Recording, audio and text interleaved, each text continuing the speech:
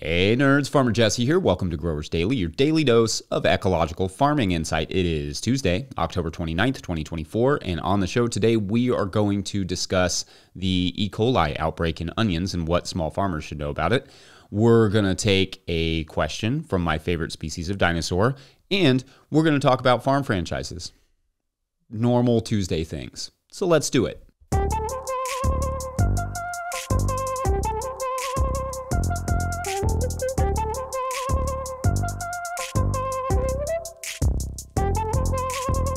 All right, so I hope everyone had a great start to their week yesterday or had some rest.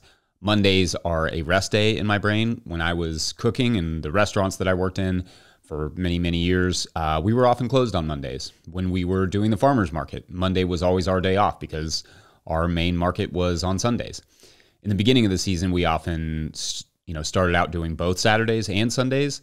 But in the middle of the season, I would usually get burnt out and then just switch to doing the Sunday market only and not the Saturday market because Sundays were equally as profitable and for fewer hours. And then I would end up being able to take Saturdays and Mondays off by the end of the season. So that gave us one day to do nothing and then another day to do errands. I don't fully know how people who just take weekends off ever get any errands done, but I have also never really had a job where I didn't have to work on the weekends. I feel like most farmers I know also take Sundays and or Mondays off if they take a day off at all, but maybe that's just an assumption. Restaurants, farming, wine, taking a weekend off has never really been a thing in my working history until this year when we basically willed it into existence. Anyway, more importantly, the MLS team I follow, FC Cincinnati, won their first game of the playoffs last night, so let's talk about onions and E. coli. Okay, so this is not the segment where we get the Patreon member question, but one of our Patreon members, Kyle Putnam, had asked about the E. coli outbreak on the Patreon page, and I appreciate that because I am always happy to cover topical, farm-relevant subjects like this. If you ever have one, let me know. So just to fill you in, so last week an E. coli outbreak was linked to McDonald's, and then Kyle basically just asked how, why, how to avoid. Easy enough.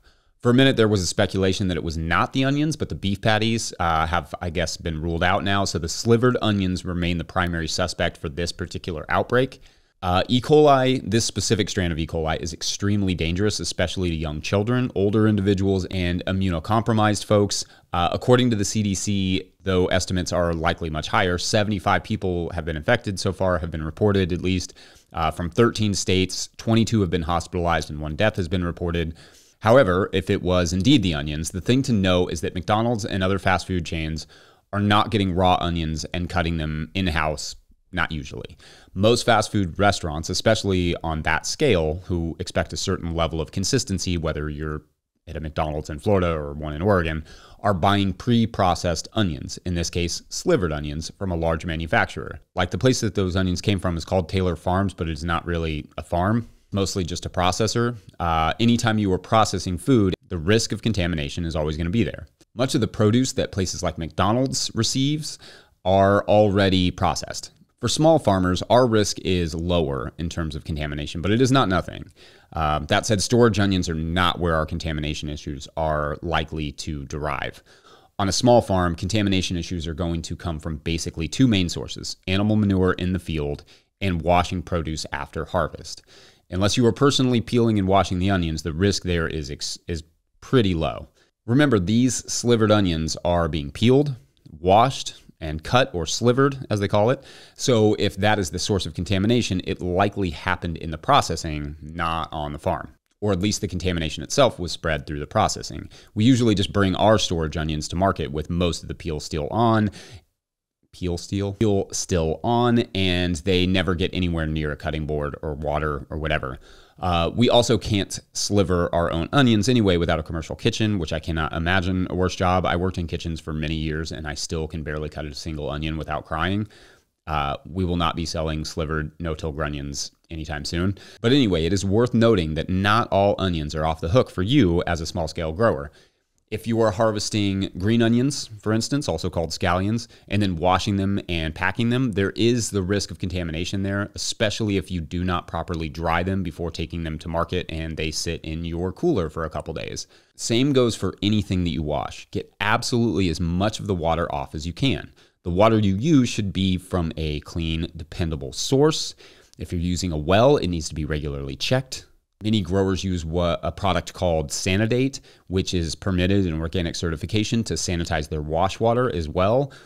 I will definitely do more food safety segments in the future, as food safety is paramount and farmers are not immune to the concerns just because we are not mega corporations. But for now, just clean and sanitize your work surfaces, use clean water, make sure things are dried well before packing them, and wash your hands a lot. Anyway, I think for now, that's our E. coli segment. Next, let's talk about the joys of harvesting, which seems like a totally reasonable segue. BRB. Today's episode is brought to you by Rimmel Greenhouses. Whether it's tomatoes to market, flowers in the spring, or your family's harvest, growing in a greenhouse protected from the weather provides the right environment that you need for a harvest that you can count on. Rimmel Greenhouses are designed for durability and offer the quality that you need to grow productively year-round. Visit rimmelgreenhouses.com to get a quote today. If I may editorialize for a second, I own a Rimmel tunnel. I love it. We built it ourselves, and I really appreciated the quality of the tunnel as well as the customer service we received in the process. So make sure to check them out. If you, the listener, are enjoying this podcast and want to support it, you can do so at patreon.com/no-till-growers. I will try to get to questions from everywhere, but I will always get to those Patreon questions. Today's question comes from Patreon member Dorkasaur, and they actually had like multiple questions, but I'll split them up into a few different episodes because they are all worthy of their own segments. Dorkasaur writes, firstly, loving the show so far. Thank you, Dorkasaur. A couple questions, not so much topics as curiosity. As a market farmer, what, if any, crops do you enjoy harvesting the most? What do you enjoy the least? Okay, awesome. I love these sorts of questions. And I actually spent a kind of embarrassing amount of time trying to come up with a good answer for this because it changes a little bit with the seasons. First, though, at this point in my career, I've grown just about every basic vegetable crop, save for maybe like artichokes and salsify. Certainly, there are herbs and traditional root crops I haven't grown, but based on what you would find at the average grocery store, I think I've grown almost all of it. On the negative side, any large root crops harvested when it's cold have to rank among my least favorite crops to harvest. Parsnips, for instance, I love them dearly, but you sow parsnips in February or early March, and then they grow all season, and you really don't want to harvest them until December after some good hard freezes when they are at their sweetest. Now, I've never had the good fortune of having loose enough soil to just pop them out like I often can with something like carrots, though I'm not sure anyone does for a crop that gets as deep as parsnips, maybe in like sandier soils. But being able to just pop them out would change my whole perception of growing and harvesting them. Dealing with the cold, clay-covered roots is just brutal and always feels like I waited a year to simply dig up a bunch of weed seeds and then have frozen hands while I did so. Doesn't always seem like the best use of time. Moreover, those parsnips will also give certain people some nice-looking welts on their arms, these like fun little rashes. So that's fun. I get them a little bit, but I've seen people where it just looks like they just got beat up. That said, parsnips are outrageously tasty. So worth it? Maybe, at least for a small home garden. Another crop I find brutal to harvest is okra, but not at the beginning of its life. I know that's like it has a reputation for being hard to harvest. I love harvesting okra most of the season. The okra we grow and have grown for many years, saving seed on it all the while, is a burgundy type okra. And although, sure, it's a little stingy always, like I said, in the beginning, when it's happy, it's not that much of a big deal. However, we've observed how this crop becomes particularly and literally more irritating towards the end of the season, right before the first frosts. Without any scientific evidence, I have always just assumed this was just because the plant is trying to better protect its progeny. Like it produces more of the stinging spines to stay back off my babies. Either way, there comes a point in the season when I more or less just give up on harvesting okra because the irritation gets so bad and it clearly wants to be left alone. So message received. Those would probably be my least favorite, though you could also throw in there just about any crop on a freezing cold day or one of those harvest days where it's rainy and 40 degrees outside. That has to be the worst weather combo. Rain, wind, and just above freezing. No thanks. I'm good. I remember having to harvest a bunch of kale in late November when I was a young apprentice, where I could barely feel my hands or toes because the temperature was right at freezing and the kale was wet from dew. So no matter what you wore, the cold ultimately got through it. Not my favorite thing. As for things I do enjoy harvesting, I enjoy anything I can do standing up. I also like things like beets and turnips, as well as most alliums like onions and garlic. There's a satisfaction to popping those things out of the ground. It's the noise, it's the feeling, it's the smell, as long as the onions are not rotting. I love it. I always enjoy the sweet potato harvest as well, just as much for getting to see what the harvest looks like as for the fact that when it's usually done, the time of year, is when the weather has shifted from the summer to the fall and the temperatures are finally somewhat tolerable. I'm kind of somewhat indifferent, I guess, to harvesting things like tomatoes and squash and cucumbers. Anything I can do standing up is at very least neutral to me. I like things I can harvest with a quick cut greens harvester like arugula or baby lettuce. That's pretty satisfying. I would always rather harvest head lettuce over mixed lettuce though, if I had a choice, just because it's so simple and efficient. I'm weirdly not a fan of harvesting baby radishes. I don't know if that's weird, but not a fan. I don't know why. Maybe it's just having to deal with such a delicate crop while I'm in a hurry on a busy summer harvest morning. But yeah, definitely not one of my favorites. Anyway, fun question, Dorkosaur, and I look forward to getting to the other questions you had, and some of Bill Marshall had asked extra questions yesterday. Ask many questions, as many as you have, Patreon members. We've got time. For you all, what are your least and most favorite crops to harvest? I would love to know. Let me know that wherever you let me know things. Otherwise, we're going to take a quick break, and when we return, are we ever going to have small farm franchises? Good question. I mean, I posed it myself. I guess I can't say that, but anyway, be right back. Hey y'all, I just wanted to let you know that we have posted a bunch of discount codes over at our Patreon page at patreon.com/no-till-growers for our patrons over there. So if you love and appreciate our work, and you could use a little break on the cost of seeds this year, or on your irrigation supplies or boots or whatever, we have several discount codes available over at our Patreon page. Like I said, patreon.com/no-till-growers. So, just to be clear, that means for as little as $2 a month, you can save hundreds of dollars on your farming stuff this year. That's real. That page is so valuable to our work, and at a certain level, we'll even shout you out at the end of this show.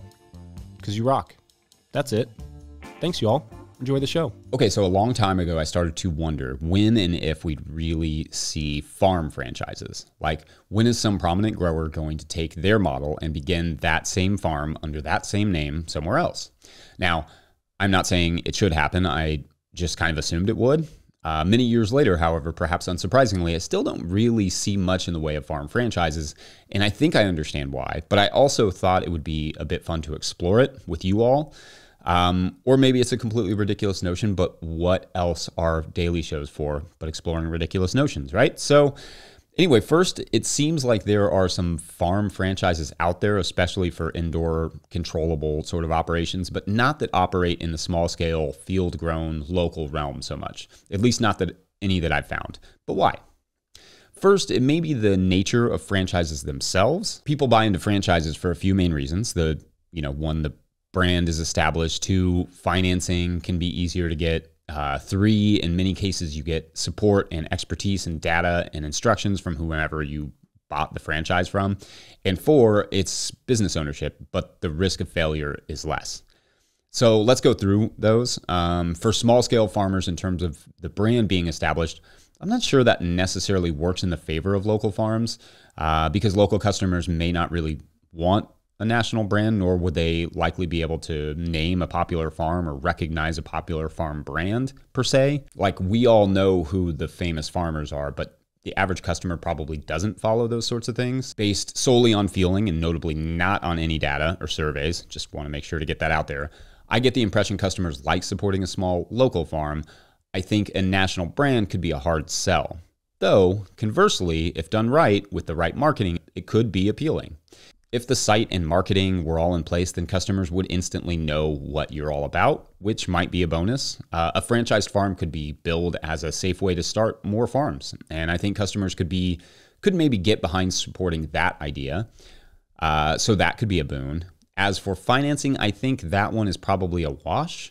We have quite a few ag lending agencies that I'm not sure being a part of a franchise would necessarily help get the funding. But that's probably also just not something they see a lot, so I'm not sure how they would react to it. Maybe that would increase their interest in financing new small farms, knowing you were under another umbrella or had all the benefits of a franchise behind you. On the third point about getting expertise and advice, it makes me think about how we kind of do have small farm franchises in that way already because of the master classes that are available. You buy into that class and you can try to copy and paste those production systems to your land under your own farm name. Not saying it always works, but that is kind of a lo-fi version of a franchise, right? With minimal risk on the side of the franchisor and the franchisee to some extent. And to the point about it being business ownership with less risk, perhaps that would be true if the 3 other points were fully met. Having the support, the guidance, plus the brand recognition and marketing established alone would be a huge help. But obviously with farms, the challenge is that, for example, my exact systems here will not necessarily work that well for you, even if you live a county or 2 over, in the same way that, I don't know, the equipment in a gym will largely work the same in Colorado Springs, Colorado, as it will in Nashville, Tennessee. And just so that analogy is clear, gyms are a common franchise. But for farms, this is because we do not grow indoors really, where I control every little thing. And a lot of our systems are based specifically on our land, our soil, our climate. They are a product of our context. The only place I could copy and paste our farm is on our farm. But now that I've thought aloud about this, I wonder if there isn't a version of a small scale farm franchise that could actually be beneficial to new small farmers, giving them support and access to funding, or maybe some of the co-ops that combine several different farms serve that purpose adequately. I don't know, but I'm sure you all have some good thoughts, and I look forward to hearing/reading those. Lots of good thoughts on yesterday's episode as well that I appreciate, but have not had time to respond to, but I did read a lot or most of them, but big thank you for those. Otherwise, I'm going to wrap it up there. Huge thank you to Willie Breeding for the theme music and to the team at No Till Growers for their support. Thank you to everyone who has liked and subscribed and reviewed, and especially those who have signed up for the Patreon page. I'm just blown away by all the support you all have shown me. It's amazing. If you'd like to join the party or ask questions or just show some love for all the work this show takes, join up over at patreon.com/no-till-growers, where at a certain level, or if you just bump up from one level to another, or if you just sign up in the month of October, we'll shout you out on the show. So big shout outs today to Joe. I'm gonna leave a space there for Joe's last name, Joe. Titus Kahn. Lucas also gets a space. Mad Scurvy also gets a space. And Amanda Elizabeth. Huge thank you to everyone who supports our show in whatever way that you can. Thank you all for listening. We'll see you tomorrow.